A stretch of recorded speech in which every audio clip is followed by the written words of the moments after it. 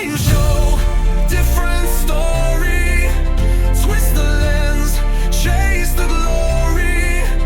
Each chapter a spark, a brand new start. Same show, different story.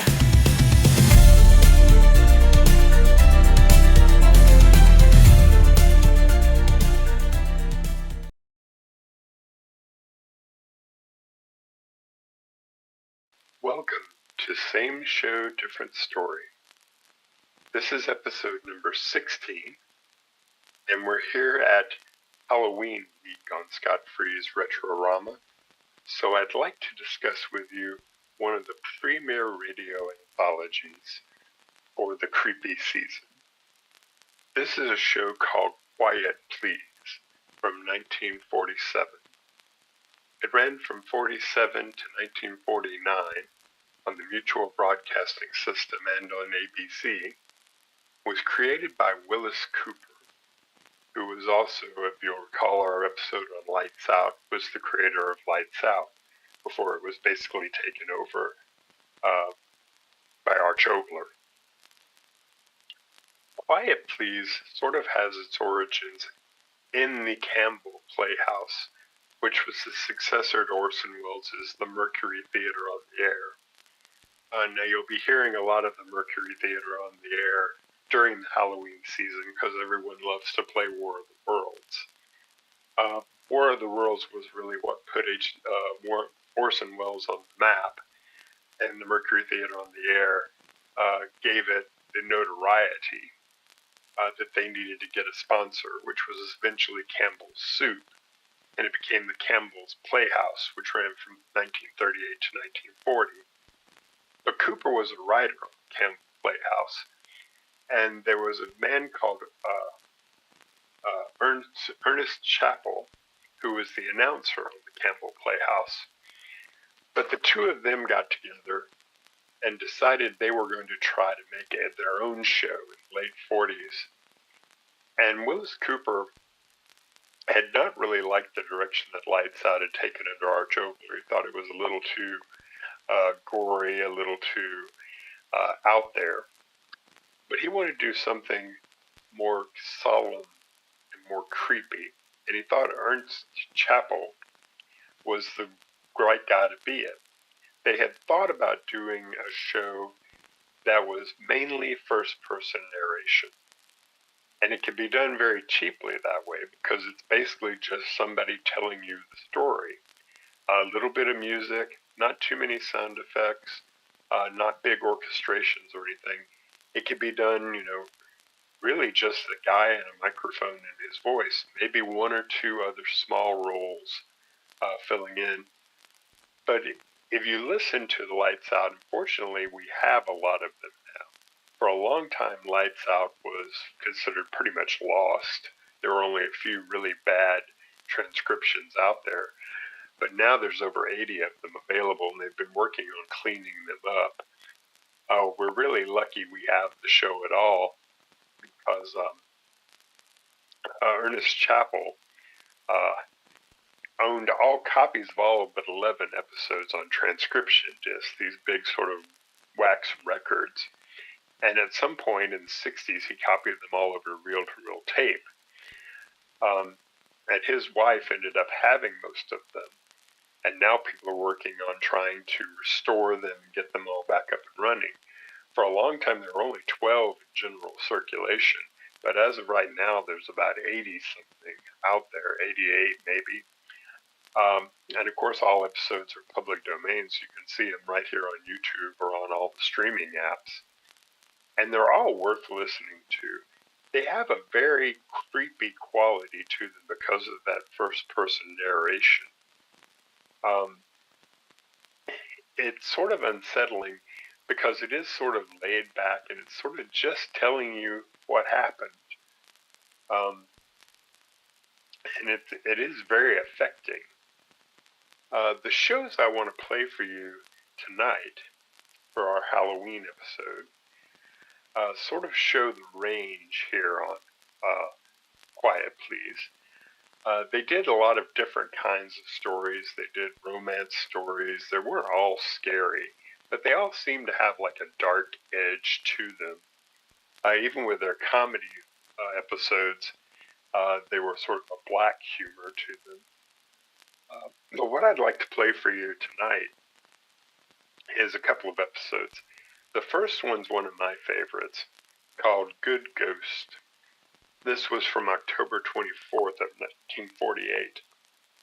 And it's a very sort of moving story, again with that first-person narration. A little bit of dark humor, a little bit of sentimentality, and just, gives you a good feeling of sort of the quiet, dream-like quality of these shows. And then after that, I'm going to follow up with Your Halloween Treat, which is the most requested episode of Quiet Please, and considered one of the scariest radio episodes ever broadcast. And some people say it's probably one of the best radio dramas ever broadcast. And this is a story that will stick with you. It's called The Thing on the Fourble Board. And once you listen to it, if you're in a quiet place and you're by yourself, have the lights out, and listen to it, and really try to picture what's going on in your mind's eye. You'll notice it starts off with sort of a lot of technical detail about oil wells and oil drilling and the people that do that sort of work. And that's really to set you up into the grounding of reality, so that when the unreal breaks in, it becomes even all the more affecting. And I won't give it away, but when you are told about the thing on the Fourble board, and the narrator is starting to describe it as best they can, really picture that in your mind's eye. And if you're like me, this story will stick with you. I first heard this on a cassette tape probably when I was in my 20s, and that's over 30 years ago, and it's never left me. And I can still get chills when I picture the thing on the Fourble board. And that episode was broadcast August 9th of 1948. So I'm going to play these back to back to give you sort of an idea of how a good anthology works, where you have episodes that are different enough in tone that it's interesting to come back every week to see what is being done. So we'll start with The Good Ghost, sort of a dreamlike, not really comedy, but sort of sentimental with a dark edge to it. And then we'll go for all-out horror with The Thing on the Fourble board. But this is the Halloween episode of Same Show, Different Story, episode number 16. I'm Scott Free, and I'll be quiet now and let you listen to the show. Quiet, please. Quiet, please.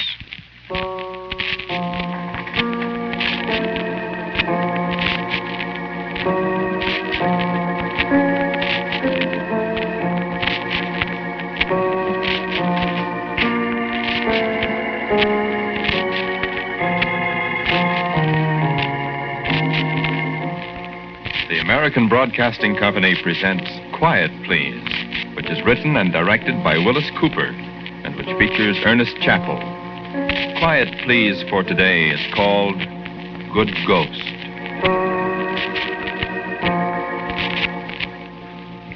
I never did anything wrong in my life. That's why I was so upset when Schuster murdered me. I'm just standing there minding my own business, and Schuster, he pulls out this cannon and he points it at me, and it goes boom, and I say ouch, and I'm lying there. And he walks away down Lake Street towards Michigan Avenue. Yeah, right there on the corner of Lake and Wabash at 1:15 in the morning. Ouch, I said, and I just laid there. After a while, I got up and I walked away. I was all mixed up. I guess I didn't realize I was dead because I walked over to Randolph Street. I started up the elevated steps, but something stopped me, something like a rope or something across the bottom of the stair steps, and I couldn't get up. So I looked around to see what it was, and there was nothing. There was a voice speaking kind of in my ear. You can't go up there, Gus. That's what the voice said. And there wasn't anybody there. I looked. Well, all right, I says to myself. There's more than one way to skin a cat, so I walked over to State Street and I started down the subway stairs. You know what? I couldn't go down there either. There was this same voice whispering in my ear. You can't go down there, Gus. Well, I said, where am I going to go? But I didn't hear any answer to that. So I put one foot in front of the other, and you know what I did? I walked. And for the first time in my life, for the first time, my feet didn't hurt. So that's one consolation, I said, being a ghost, your feet don't hurt. Well, I was bewildered, see. I walk and I walk and I walk, and pretty soon, it's about 5 o'clock in the morning, and I'm out in Logan Square. And I said to myself, why, Schuster lives around here someplace, don't he? And I am in Schuster's house. See, I was a pretty new, inexperienced ghost then.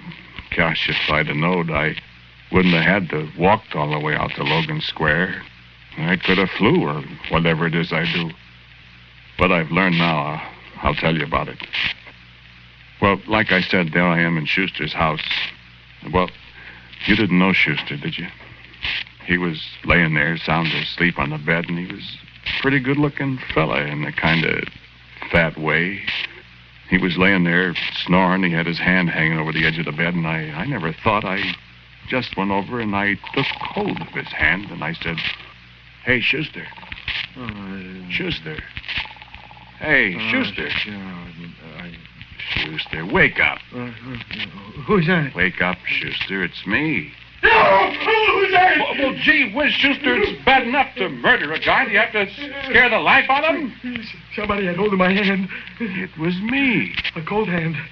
It was me, I told you. Who's that? It's me, Schuster. That's a hand. It's Gus. Gus! Gus! You awake now? You get away from me! You're dead! Yeah, I know it. I didn't mean to wake you up so violent, Schuster. I'm asleep. I'm dreaming. No, honest, Schuster. I'm sorry. I'm hearing things.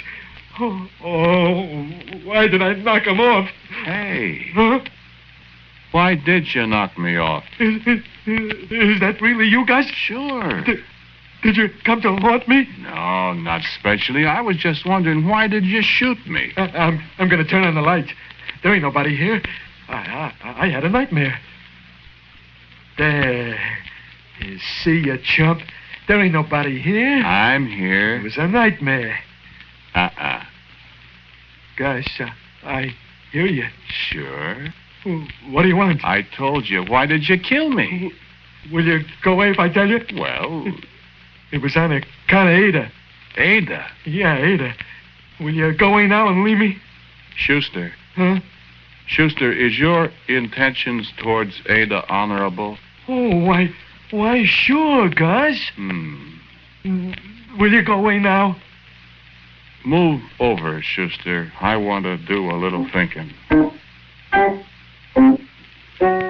Well, Schuster, he put his head underneath the covers and he shriveled all up in a knot, and I thought and thought, and he kept shivering and shaking the bed, and so pretty soon I went to sleep. And when I awoke, Schuster was gone. So I got to thinking about Ada. Gee whiz, Ada was cute. I sure did like Ada. Ada always wore hair and a pompadour, and her hair was so black, and her eyebrows was so cute, and she always smelled so nice. Gee, Ada. I always thought Ada liked me pretty much, too. Whenever I had a couple of bucks, I used to take Ada out to the Trianon and dance. She was about 3-4 inches taller than me, but we danced all right together. That's where Schuster run into us at the Trianon. Gee whiz, I never thought Ada'd fall for Schuster. Funny, ain't it? You're always the last one to find out. I thought she'd like me.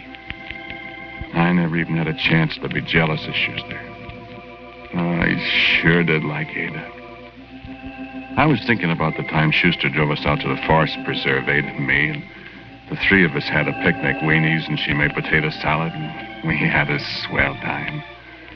And then I remember I didn't notice it then. She kept sitting next to Schuster all the time. Well, I thought, laying there on Schuster's bed, I'm too late. And if Ada likes Schuster, well, all I can do is try to help him out. Schuster, well, I could do without him, but Ada, I want her to be happy. And thinking about it, all of a sudden, I'm in Ada's apartment, and Schuster's there with her, and Ada's crying a little bit. It sure is too bad, Ada. He was a nice little fella. I can't hardly believe he's dead, Schuster. Well, he is. I'll say I am. What did you say? I didn't say nothing. I thought you did. Oh, poor little fella. To go so sudden. Too bad. Gee whiz, Schuster, you done it. I was so fond of him. I know you was, Ada. And now I'm all alone in the world. Oh, no, you ain't, Ada. I'm here. Sure, Ada, he's here. Oh, Schuster. I'm so lonesome. Put your head on my shoulder, Ada, honey, and leave us weep together. Oh, Schuster. And so she put her head on the Schuster's shoulder, but gee whiz, they didn't weep. He kissed her. And so I come away. After all, how much can you take, huh? Well, so it looks like it's on the up and up, and besides, what could I do? I am dead. So I sat down on a bench in Lincoln Park, and I think, funny, them concrete benches used to feel cold when I sat on them, but now they don't feel cold anymore. I guess because I'm a ghost. Well, I figure I have to talk to Schuster again. What? Well, I figure I have to help him out, help Ada out, I mean. I don't want Ada to go around being unhappy, and so if her and Schuster is going to get married, well, then least I can do is give him a hand. I know Schuster ain't got a quarter, and there's ways a guy in my position can help, see? No, I don't know how I knowed it, but it's true. A ghost can do pretty nearly anything if he works it right. So I wait till night, and I start to walk out to Logan Square. And then I remember I don't have to walk. And zing, I am in Schuster's room. Schuster is sitting there thinking, and I say, Schuster. Hey, Schuster. He don't give me a tumble, but I can see his eyes moving, looking around the room. Hey, Schuster, I say again. I want to talk to you. And you know what he done? He jumped out the window. Well, I'm so surprised I can't even follow him out the window. You know what? That Schuster, he was the hardest guy to haunt I ever seen. And look, I didn't want to do nothing. All I wanted to do was help Ada. Sure, what if he does shoot me? That's over. I gotta help Ada. Heck, I loved Ada, see? A couple of nights later, I seen him get in his car. I got in alongside him, and I figured, this is fine. We're all alone in the car. And then I begin to worry. If I say something while we're driving, he'll probably wreck the car. So I wait till we're stopped by the light at Diversity in Lincoln Park. We're standing still. What can happen? So I put my hand on top of his on the gear shift, and I say, hey, Schuster. Bam, crash, jingle, bounce. He takes his foot off in the clutch, and we're through a high iron fence, and the car is upside down, and Schuster has got a sprained ankle. Gee whiz, I said, I'm a heck of a ghost. But he's laying there, and I think this is a good time to talk to him before the ambulance comes. He can't move. But he crosses me up. He faints.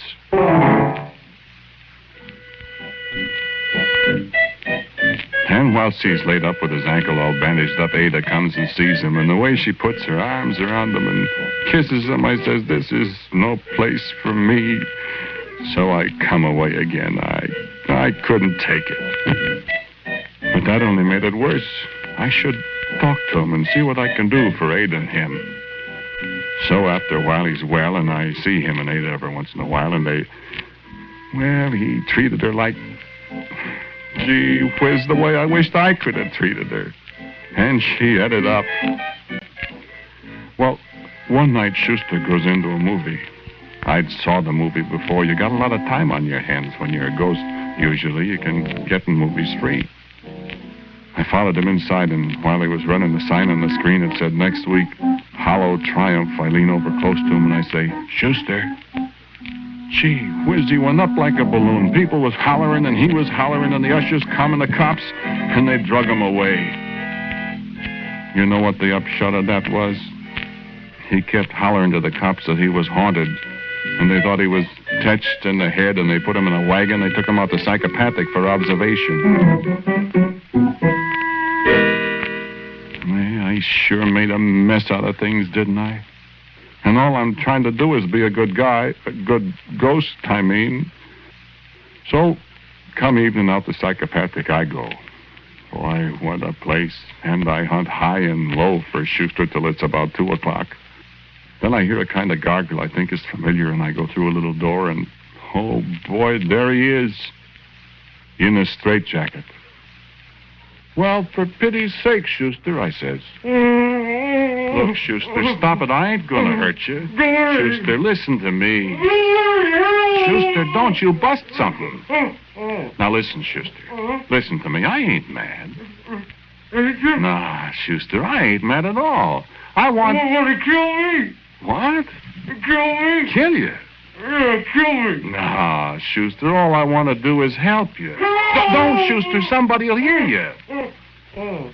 Yeah. Look, I'm only allowed to kill one person, see, Schuster? No, you ain't allowed to kill the fella that killed you, see? I can only knock off one fella, and he has to be a bad fella. Well, I know you're kind of bad, but you can't be all bad, Schuster, or else Ada wouldn't love you. Does Ada love you? Yeah. And do you love her? Yeah, that's what I thought. Don't kill me. What? Please. Listen, I said I wasn't going to kill you. I just want to help you. Yeah? A ghost can do lots of things, Schuster. Yeah. You need money, Schuster? Yeah. You broke? Yeah. Well, you can't marry Ada without money. Yeah. I'll get you the money. Yeah. I'm not kidding. Only will you promise to marry Ada as soon as you get the money? Yeah. Well, I says, okay then, and I reached over and patted him on the forehead, and he heaved himself up and the gag come out of his mouth. Let me out of here! So I have to start all over again. I stuff the thing back in his puss, and all he can say is ergo, ergo, and I lay it all out to him again. He was bound and determined I was going to knock him off. He must have had a guilty conscience or something. But it was daylight when I finally sold him a bill of goods. Look, I kept saying, it's Ada I'm thinking of. I want Ada to be happy. I have to help you if I'm going to help Ada, can't you see? And it was, like I said, broad daylight when I took the gag away from him again, and I was all ready to put it back, but... Okay, guys, okay. I believe you. You got to believe me. But you got to remember, if you hurt me, you'll be hurting Ada, guys. I know it, Schuster. Why else would I go to all this trouble? Heck, Schuster, I loved Ada. And he just looked at me funny, and I said, okay, I'll meet you at Rollo's next Wednesday night. And I come away. Rollo's. I don't suppose you ever been there, huh?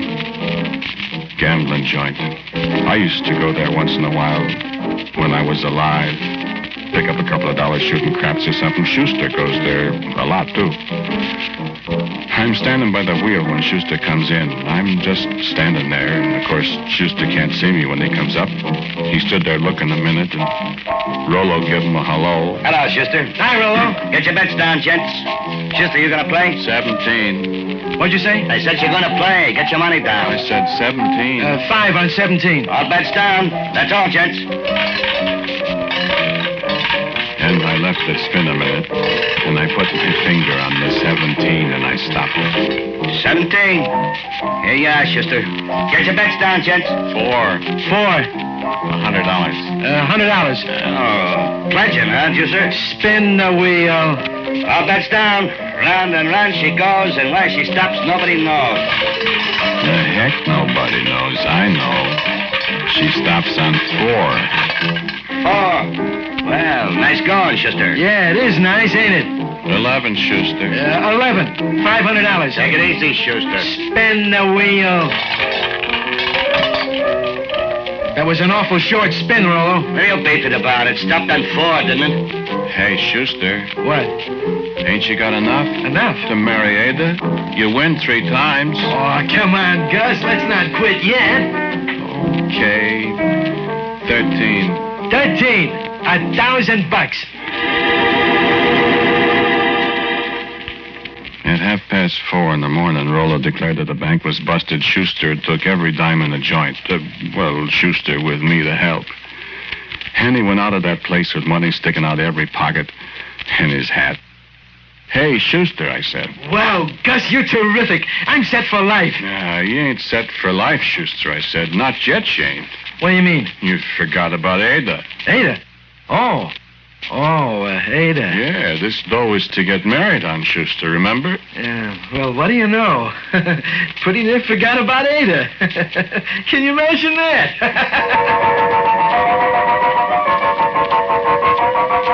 And so 2 days afterwards, Schuster and Ada drive over to Crown Point to a little justice of the peace, and they get married. Gee whiz, it was a happy day. Ada sure looked pretty with her pompadour and a new dress from Carson Peary's and her eyes shining, and she was nervous and cute. And even Schuster looked pretty good in a double-breasted green suit.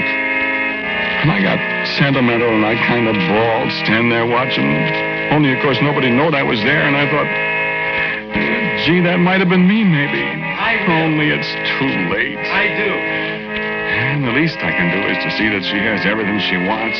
I can do that on account I'm a ghost, and I do. I can do practically anything. And there is Ada looking all pink and about to bust. She's so happy, and Schuster holding his arms around her and grinning, and the old JP grinning too and looking at the $100 bill. And I couldn't help it. I stepped right up close. What's the matter, honey? Oh, I felt something cold on my cheek all of a sudden. And it was only me kissing the bride. I love you, Ada. Oh, sure, they was as happy as bumblebees. Heck, no, I wouldn't never intrude into their privacy. I never went to their house. But I used to meet Schuster once in a while, and I'd say, Schuster, how they going? Oh, fine, Gus, fine. Swell, Gus. Ada's very happy. And I'd always feel glad and happy about it. And then one day I meet Schuster, and I ask him the same question. He kind of stutters and stammers for a minute. Well, look, Gus, Ada wants a mink coat. Why don't you get her one? Well, I'm not holding, Gus. I made a couple of bad investments. And So Schuster and me, we busted the bank at Rollo's again. And Rollo, he wasn't very happy about it, but what could the man do? It was his business, wasn't it? And Ada was happy, I figured. Schuster hit me again when the Arlington race season started. Say, Gus, can you do anything about horses? Like what? You know. What's the matter? You broke again? No, but I kind of like to get a new car for Ada. A goat by the name of Lollipopsy come in at 134 to 1, and I nearly wore myself out flagging down the other horses. Schuster had $200 on Lollipopsy's nose. Gee whiz, I said Ada ought to get 2 cars. Both of them Coronium plated. Schuster said to me, hey, Gus, you see, I was always around someplace. There wasn't no place for me to go. I kept trying the subway and the elevator, but no soap. I was stuck. So I stayed within calling distance. Ada was awful nice. Gee whiz. Schuster said to me, say, Gus. Say, Gus, What? you know the sweepstakes? Yeah? Well, What? I got a ticket. Gee whiz, Schuster. Well, Ada wants a house in Lake Forest. That costs bucks. Oh, well. Well, Ireland is a nice place, but sorting through all of them ticket stubs to find BB 46, 37, 28, 29 was quite a job of work. What? $110,000? You can buy quite a joint in Lake Forest for that kind of moolah. Oh, boy, I thought Ada's doing all right. And I'm glad, even if Schuster is getting to be kind of a pain in the neck. Ever think about the stock market, Gus?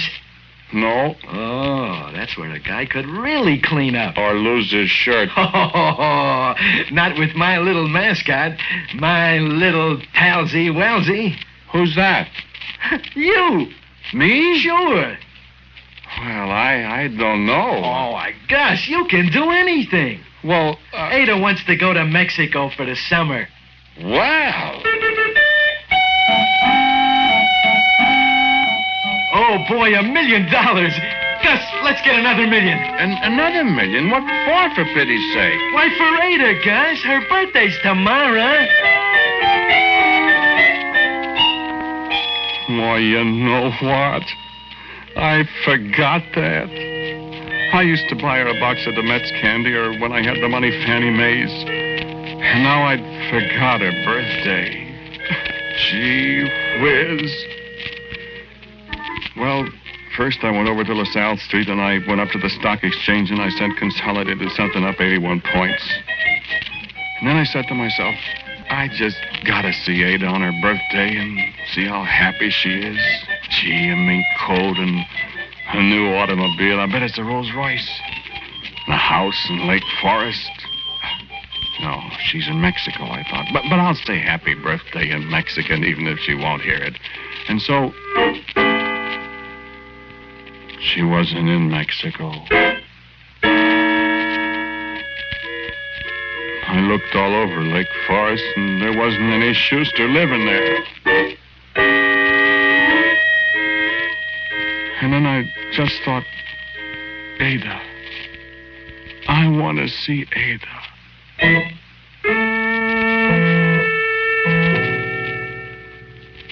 And I was right alongside her. Ada didn't have any mink coat. She didn't have any automobile. She was living in a flat on Taylor Street, and there wasn't any heat in the house. There wasn't anything to eat either. She was laying on a cot, and I hardly even recognized her.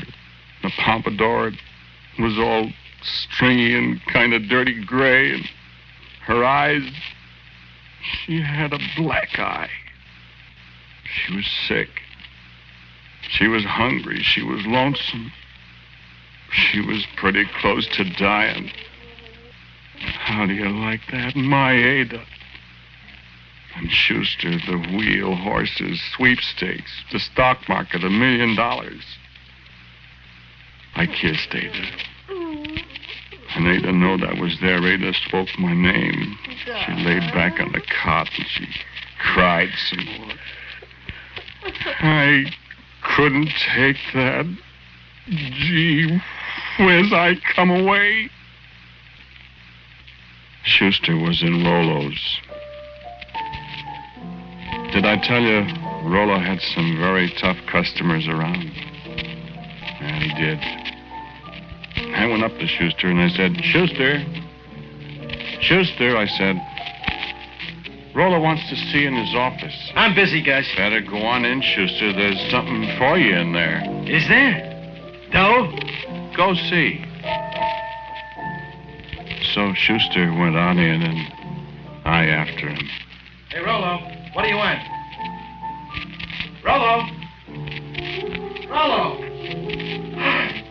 Rollo! He's dead, Schuster. Let me out of here! No. Listen, Gus. Look at that knife in his back, Schuster. That's my knife. Got your name on it. I didn't do it. I know you didn't. But they'll think you did. Who will think so? Ed Ott, the big guy, Sam Harwell, the guy with the brass knucks, Ralph, the guy that bites But I people. didn't do it, guys. No, I done it, Schuster. You? Sure. Remember, I told you I was allowed to knock off one guy. One bad guy. You can't. Rollo was an awful bad guy, Schuster.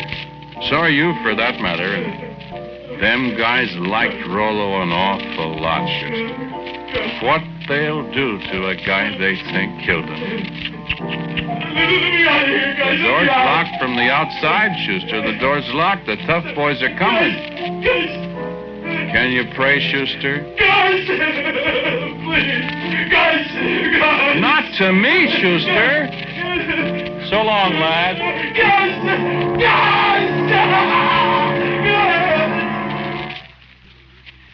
And I walked out just as the tough guys, the bodyguard of the dead man, started hammering on the door. I could still hear Schuster crying and moaning in there.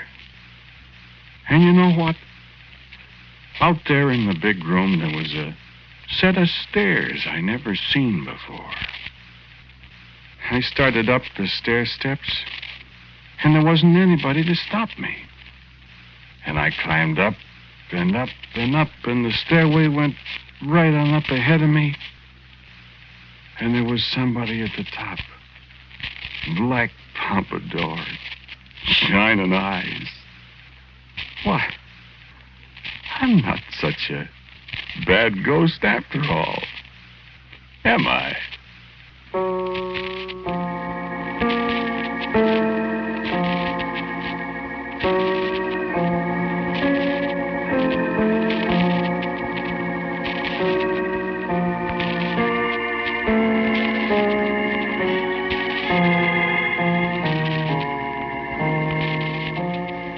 The title of today's Quiet Please story is Good Ghost. It was written and directed by Willis Cooper. The man who spoke to you was Ernest Chappell. And Murray Forbes was Schuster, Ada was Ruth Last, and Rollo was played by Arthur Cole. As usual, music for Quiet Please is by Albert Berman. Now, for a word about next week, here is our writer-director, my good friend Willis Cooper. Thank you for listening to Quiet Please. For next week, I have a story for you that's called Calling All Souls.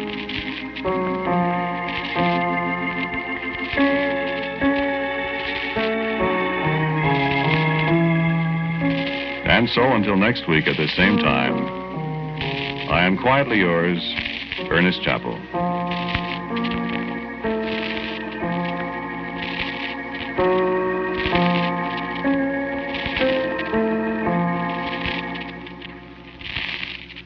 And now, a listening reminder.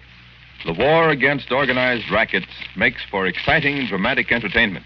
And you can enjoy it every Sunday afternoon over your ABC station when David Harding, counter-spy, becomes involved in another daring adventure with the underworld. Don't miss this afternoon's story. This is ABC, the American Broadcasting Company. WJZ, New York's first station. WJZ AM and FM.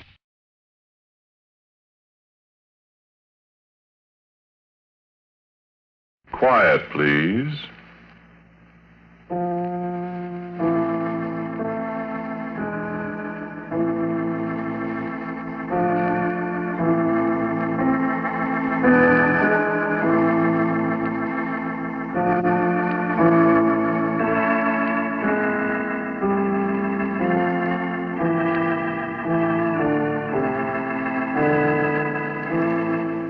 The Mutual Broadcasting System presents Quiet Please, which is written and directed by Willis Cooper and which features Ernest Chappell.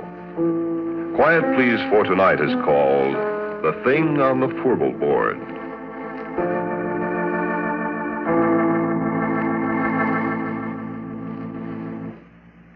Me, I'm a roughneck. Well, I was a roughneck, 20 years ago. A little too old, too slow now. Besides, I got $1 now. I don't have to be a roughneck, you see. Married, got a nice home. Had to meet my wife. Hey, Mike. Her name's Maxine, but she likes to be called Mike. Mike! I guess she's busy out in the kitchen someplace. Besides, she doesn't hear very well. Shame, too. She's so pretty and everything. Well, you'll meet her. Sit down. I was saying I was a roughneck. Well, no, that doesn't mean exactly what you think it means. A roughneck is an oil field worker, specifically a guy in a drilling crew. Call them roughnecks like you call a section hand on the railroad a gandy dancer, a garage hand a grease monkey. Same time you work around a drilling crew for a while, you're going to be a roughneck in every sense of the word, boy. A derrick floor or a Fourble board's no place for a guy with a bow tie. Because when you have to fool around with drilling holes that go farther down the ground than it is from the top of Pike's Peak down to sea level, sure they do. The time I was a roughneck, we got this one well down to 7,313 feet. That was a record. But last May, Pure Oil brought one in out in the Natrona Valley in Wyoming, at 14,309 feet. That, friend, is almost 3 miles. Quite a hole, that, huh? Sure, I don't think there's an oil man in the world that don't wonder one time or another what's down there, besides rock and oil and gas. Oil that's made out of trees that died 20 million years ago. Oil that's made out of dinosaur bones. Oil that's maybe made out of the flesh and blood of men, maybe, that beat each other to death with a stone axe, ate saber-toothed tiger for lunch. Yeah, you get to wondering. You look at the cores that come up from way down there, and sometimes there's little shells, trilobites mostly, that was alive when Manhattan Island, where New York is, was under half a mile of ice. We found something once, me and Billy Grunwald, and something found us. I'll tell you about it. We were down to around 5,400 feet. We'd set casing. We began to get water, so we had to stop drilling and cement off. Well, you see, when water begins to seep in the hole, you pull your drill pipe, then you let down a cementing shoe inside the casing, and you plug up the bottom of the hole, casing and all, with quick hardening waterproof cement. Then when it's hard, you drill through the cement and go on down, and the cement outside the casing at the bottom keeps the water out. Well, we had the drill pipe all pulled and cracked. The cement was setting, see, so we was shut down, waiting for it to harden. We'd been coring just before. Well, you see, a core drill is hollow, and as the bit digs down, it stuffs the drillings up inside it, so when you pull it out, you got a sample of the kind of stuff you're going through. And a geologist can tell a lot from that.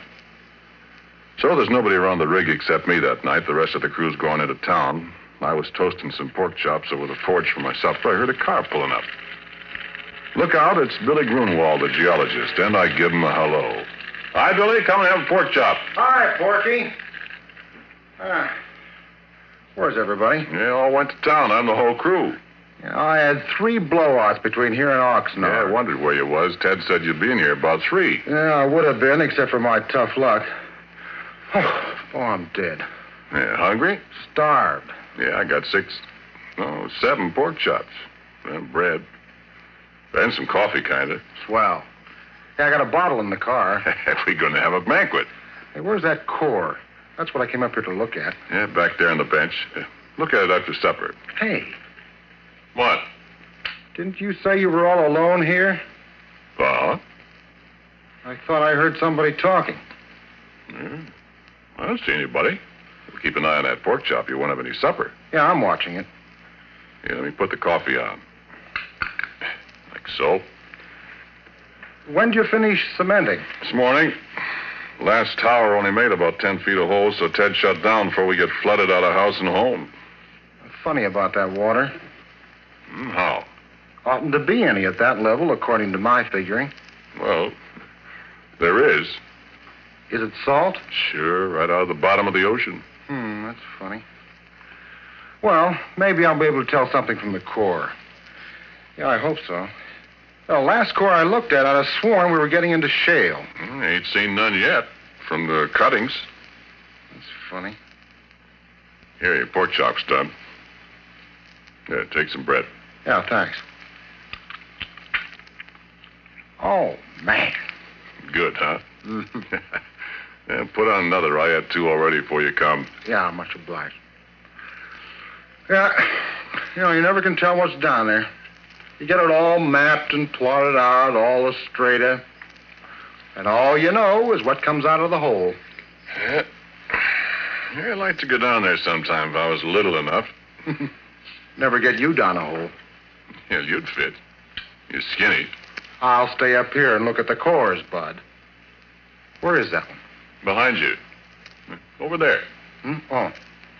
Well, I'll have a look at it. Well, why don't you wait till you finish your supper? I'm just going to look at it. Put on another pork chop for me. Okay. Well, I wish those screech owls would keep... What's the matter? Hey, wait a minute, Porky. Well, what do you... Listen. What's eating you? You know, I'd have sworn there's somebody up there in that Fourble board. Ah, you're crazy. There's nobody up there. Getting against those stands of drill pipe. Ah, they're just rack crooked. One of them slipped. Come on back and eat your pork chop. Yeah. Yeah, I guess so. Only What you so jittery about, Billy? Come on, eat your sandwich. Here. Yeah, well, thanks, Porky. I don't know. I'm just naturally that way, I guess. I'm always scared of the dark. Doggone it, I hate to be a baby, but I can't help it. Scared of the dark? Honest? Stupid, ain't it? Oh, I don't know. Everybody's scared of something. Me. Spiders scare the tar out of me. Black widows. Oh. I know how you feel, Billy.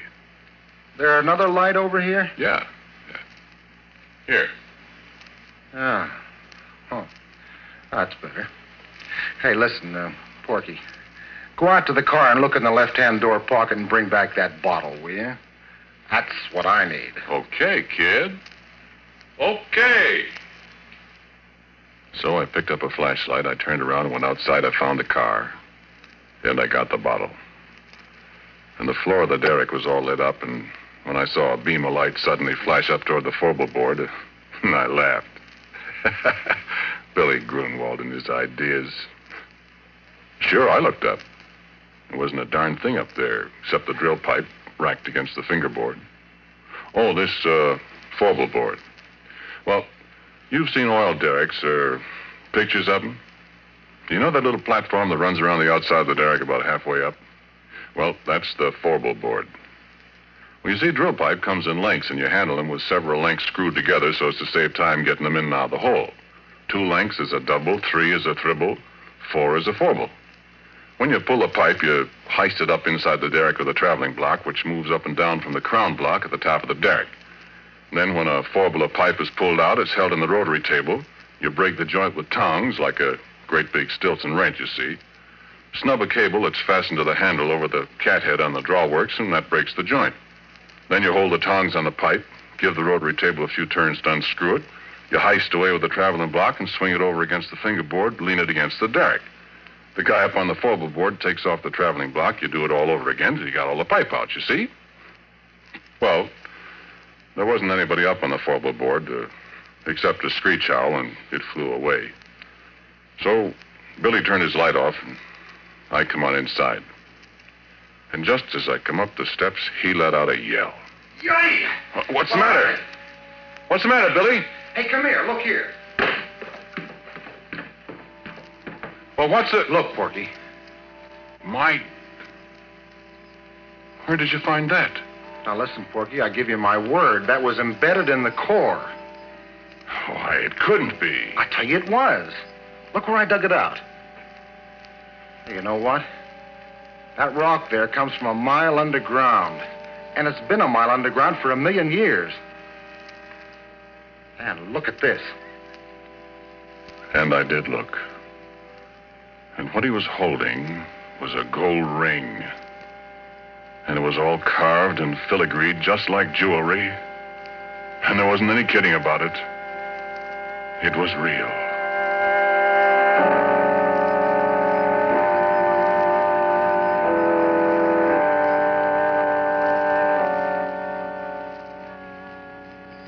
No, wait a minute. Hang on, I ain't done. I poked at the core of rock that looked like a kind of petrified salami or something. And then it was my turn to pretty near jump out of my pants. Because right alongside the place where Billy dug out the ring, there was a mud-covered but very unmistakable finger. I picked it up, and it was cold, and it was heavy, and it was solid rock. At least it felt like solid rock. And I looked at Billy, and Billy looked at me. He started to rub the mud off this here stone finger. And as he rubbed it, it begun to disappear. No, he could still feel it, he said, but when the mud was gone, neither one of us could see it. And he dropped it to the derrick floor. It went clunk, and we couldn't find it any place. So you know what we done? Well, we took that bottle and we took and finished it, Billy and me. We finished it in one slug apiece, and it was a full pint of bathtub gin. It tasted just like so much well water to me.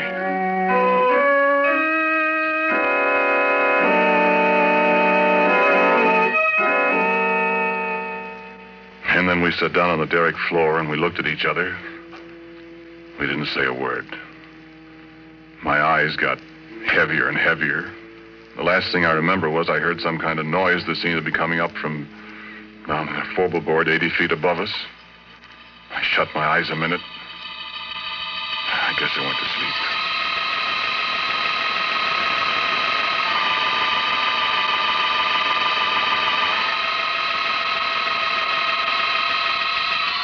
And I had awful dreams. Black widow, spiders crawling all over me with gold rings on their legs. Things I could hear, but I couldn't see, up on the Fourble board. Billy Grunwald climbing up the ladder outside the derrick in the moonlight. Faces looking at me, and I couldn't figure out who they were. Then I was waked up by a horrible scream. A crash alongside me that shook the whole derrick. I opened my eyes to see Billy Grunwald lying on the floor 2 feet away with a broken neck.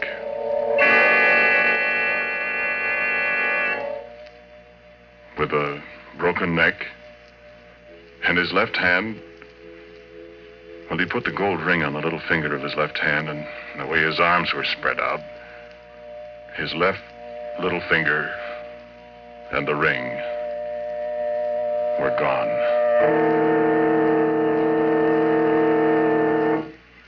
Well, friend, I got out of there. I run down to where Billy had left his car, and I got in. I stepped on the starter. And I couldn't get it to go, and then I remembered after I pretty near run down the battery that Billy had taken a key. I wasn't going up there and go through a dead man's clothes to get it. So I sat there in the car and shivered all by myself till daylight.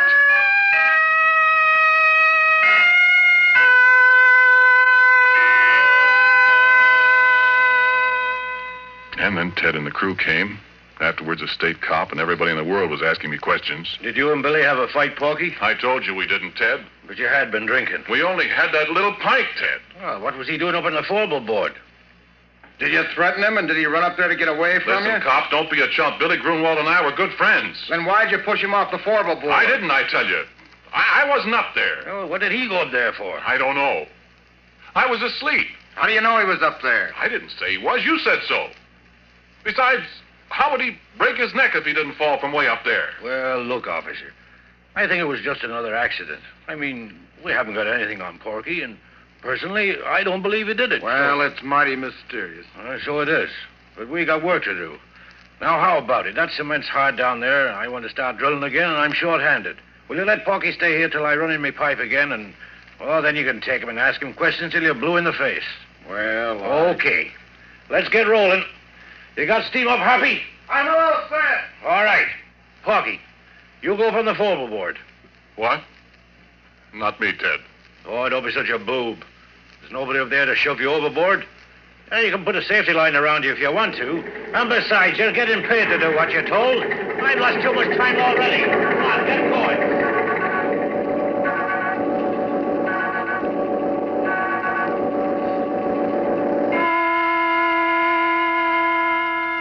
So, okay, I go up on the Fourble board.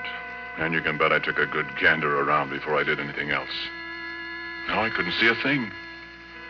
So I signaled to the driller to let down the traveling block, and he did. Came sailing down from up above. I was just reaching for it to pick up the first Fourble drill pipe. Gave a big jerk, and the cable broke. It dropped and nearly pulled me off the Fourble board. And it landed right on top of Ted. And if you have any idea what a guy looks like after 2 tons of metal land on him from 80 feet up, yeah, you keep your ideas to yourself.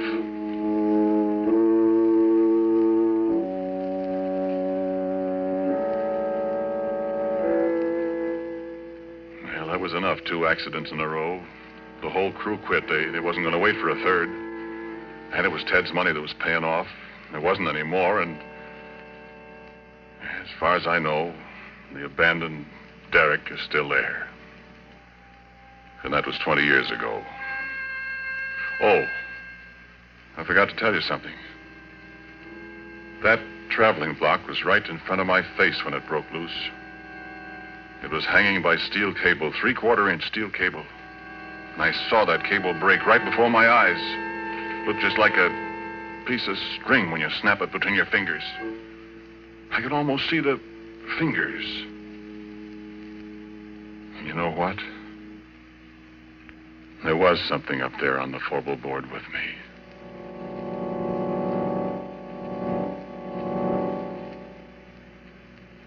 And so a couple of days later, I came back. I don't know if there's anything in the world as desolate, as dismal, as dead-looking as an abandoned oil well rig.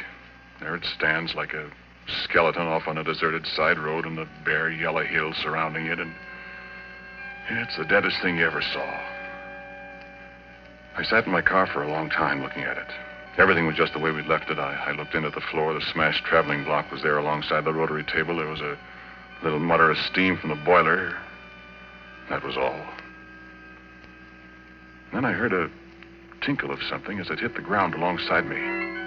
I looked around. There wasn't a soul in sight.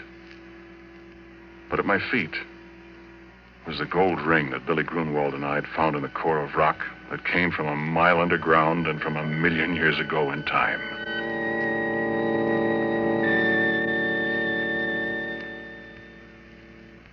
And I heard a little sound. The sound of a kid crying. And there wasn't any kid up there. And I heard it again, and it came from above my head, and I took out my revolver. I loaded it carefully. I started up the ladder to the Fourble board. No, there wasn't anything up there, nothing I could see. But there was a voice crying. The voice of a little kid. And then there was a movement behind the rack of drill pipes, and I saw the pipe move, and I yelled, "Come out of there, whoever you are! Come out or I'll start shooting!" And the stand of pipe shivered, and I thought, what can it be that can handle that heavy pipe like jack straws? And then there was a crash.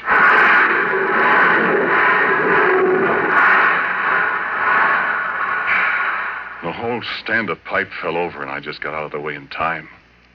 And I was alone on the Fourble board with the thing. But I couldn't see it. I felt the platform tremble under my feet again as something moved toward me. I fired 2 or 3 shots. And nothing happened. I started backwards. I knew it was following me because I could hear it meowing like a cat. My feet tripped over something. I saw it was a big can of red lead that somebody had left up there. Without thinking, I picked it up and I threw it at the sound, and it splashed. And there it was. And I wish the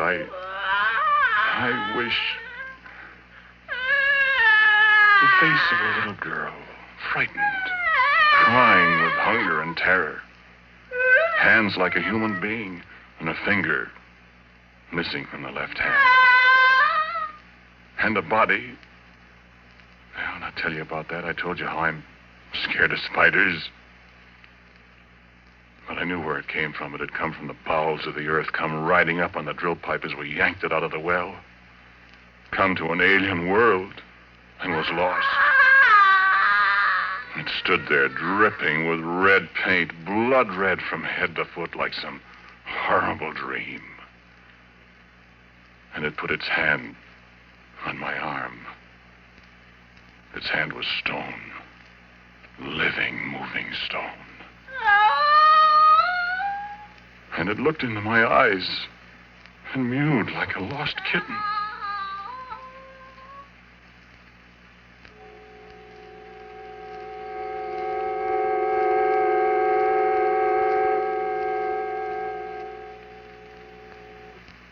"20 years ago, I discovered many things about it, what it used for food, that it was deaf, that it was invisible and couldn't see people when it was invisible, that if you sprayed it with mud or paint or grease paint, makeup, then it could see people. And believe me, I didn't want to see its body. I can see that in my nightmares. But its face, I can't help wanting to see that pathetic little girl face. I'm afraid maybe I've fallen. But it's very beautiful. And when it's well made up, it's But making it up, rubbing grease paint on a stone face that looks at you and smiles, and it makes sounds like a lost kitten yet. I can disguise the body in long dresses. She can't hear very well, and when she's hungry, I have to stay out of her way. I found out what she likes to eat, remember? No, sit still. Sit still, do. Sit still or I'll have to shoot you. I want you to meet my wife. Or rather, my wife wants to meet you. Mike? Mike? There she is. Come on in, dear.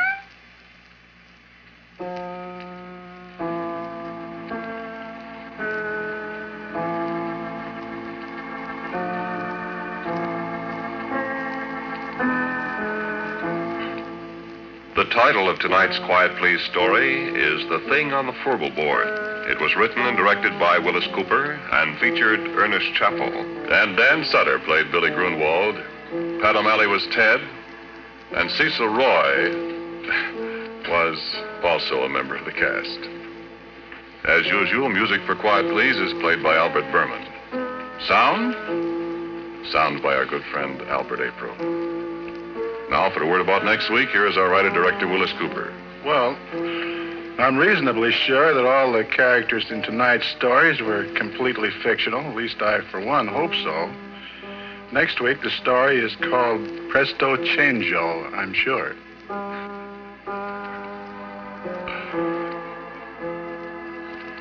And so, until next week at the same time, I am quietly yours, Ernest Chappell. This program was heard in Canada through the facilities of the Canadian Broadcasting Corporation. This is the Mutual Broadcasting System.